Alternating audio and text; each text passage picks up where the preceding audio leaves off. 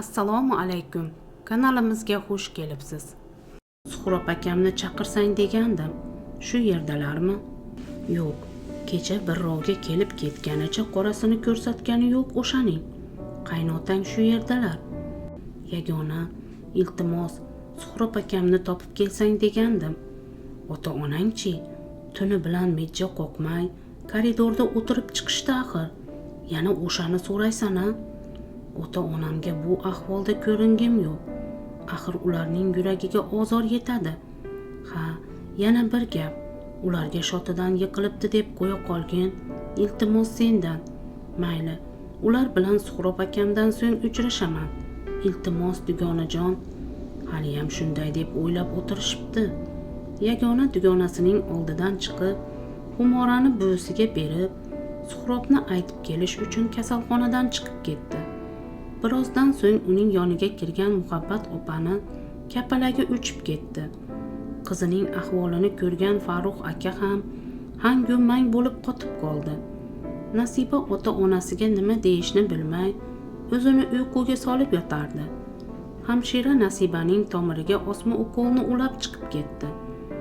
Onasining tinmay xo'rlanib yig'layotganini, otasining haykaldek qotib qolganini ko'zining qiri bilan ko'rayotgan Nasiba chiday olmadi. Oyijon, dadajon, meni kechiringlar. Sizlarni ham tashvishga qo'ydim dedi. Qizim, qizginam, nima ko'rgulik bu? Nima bo'ldi qizginam? Tuzukmisan? Hech qayering bezovta qilmayaptimi? Muhabbat opa Nasibani savolga ko'mib tashlab, uni yuzlaridan tinmay o'pa boshladi. Farruh aka ham qizini qo'llaridan asta ushlab, ko'zlariga yosh olib yig'lab yubordi. Mayli qizim, ko'p gapirma. Doktor ko'p gapirtirmanglar dedi. Tuzalganingdan keyin aytib berasan. Suhrob akam unamasalar ham yordam berayin deb shotiga chiqqandim. Birdan shoti sinib ketdi. Yaxshiyam onajonim bor ekanlar. Darrov kasalxonaga olib kelishdi. Onajonim ovqat qilaman deb ketgandilar. Suhrob akam doktorlar aytgan dorilarni olib kelgani ketdilar. Ularga ham tashvish bo'ldim. Dadajon, onajon, Suhrob akam kelsalar, ularni savolga tutmanglar. U kishi ham juda qo'rqib ketdilar. O'zlarida bor yo'q yurgandirlar, dedi Nasiba arang yig'isini ichida ushlab. Xonaning bir chetida nabirasini ko'tarib o'tirgan Erkin aka kelinining gaplarini eshitib, ovozining boricha baqirgisi kelib ketdi.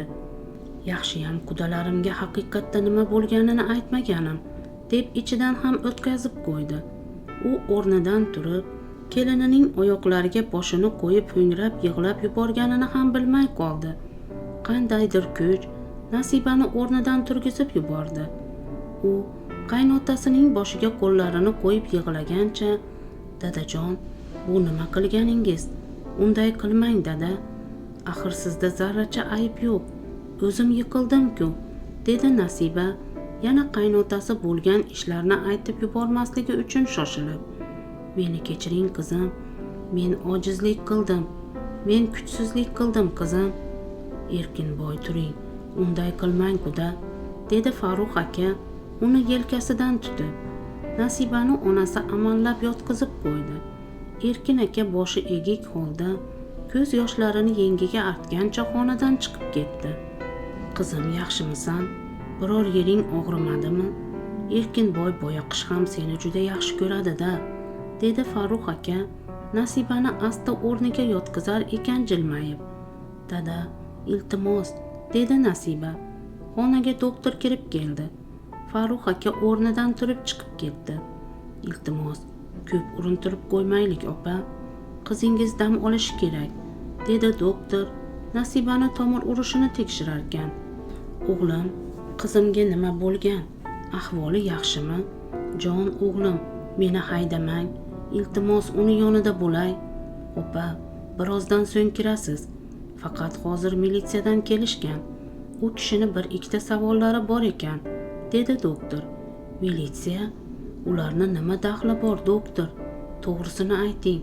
Nima, qizimni mashina urib ketganmi? dedi Muhabbat opa ajablanib. Iya opa, qanaqa mashina? Shunchaki rasmiyatchilik. Bizga kelgan har qanday jarohat bilan kelganlar haqida ham militsiyaga xabar beriladi. Oyijon, iltimos har xil xayollarga bormang. Mayli, birozga chiqib tura qoling.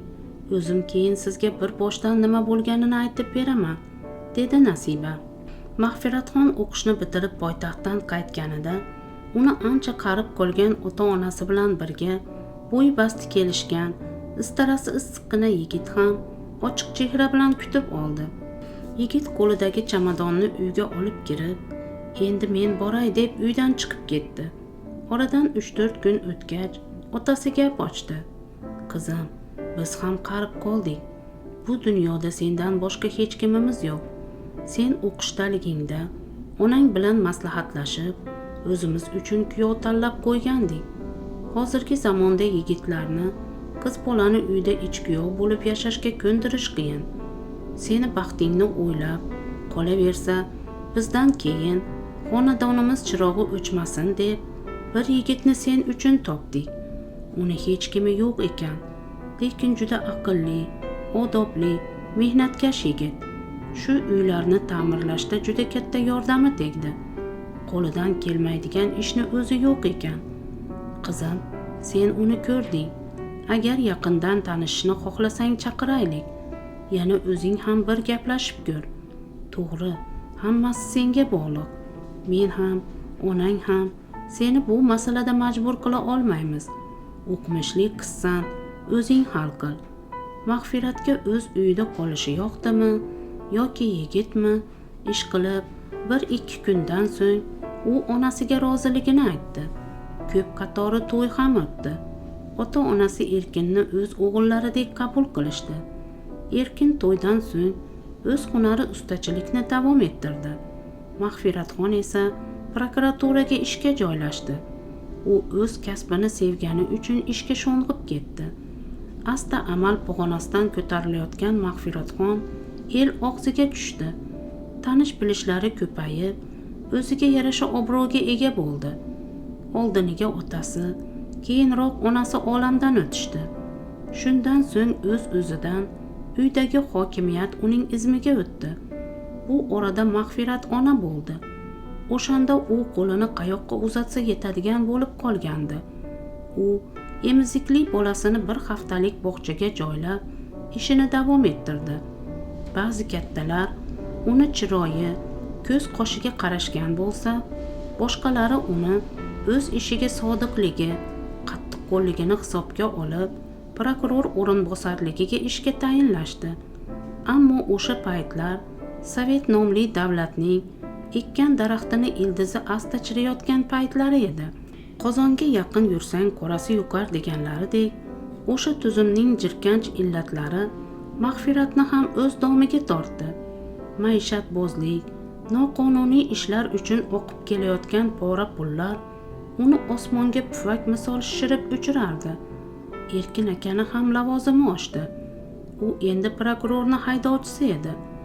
Qolaversa, hamma harom xarij, pora pullar uni qo'lidan o'tardi. Shunday kunlarni birida Mag'firatxonni xonasiga bir zavod direktori kirib keldi.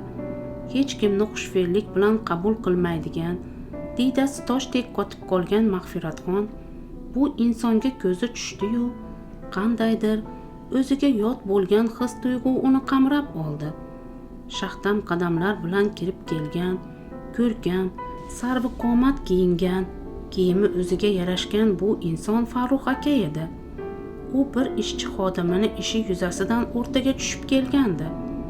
Erga tegib ham bunday ajib tuyg'uni his qilmagan Mag'firatxon Farruh akani ko'rib o'zini yo'qotib qo'yayozdi. Aslida shaytoniy vasvasa shunchaki shahvoniy hirsni sevgi muhabbatga yo'ygan Mag'firatxon o'sha kundan boshlab yursa ham, tursa ham Farruh akani o'ylaydigan bo'lib qoldi. U Farruh akani kechki ovqatga taklif qildi. Farruh aka, mana bugun o'sha toshmachi o'g'ri xodimingizni chiqarib yuboraman. Suyunchisiga balki birga ovqatlanarmiz. Qolaversa boshlig'imiz bilan yaqindan tanishtirib qo'yaman. Yaxshi, men qarshi emasman. Lekin siz o'g'ri tashmachi deyayotgan kishi aslida o'g'ri emas, yaxshi odam. agar o'g'ri bo'lganida o'rtasiga tushmasdim. Qolaversa 4 dona eski tunukani men o'zim olib ketavering degandim. U odam zavod tashkil topganidan beri ishlaydi. Yaxshi ham sizdek jonkuyar boshlig'i bor ekan. Sizga rahmat desin. Bo'lmasa o'sha 4 ta zanglagan tunuka uchun qamalib ketgan bo'lardi, dedi jilmayib Mag'firat.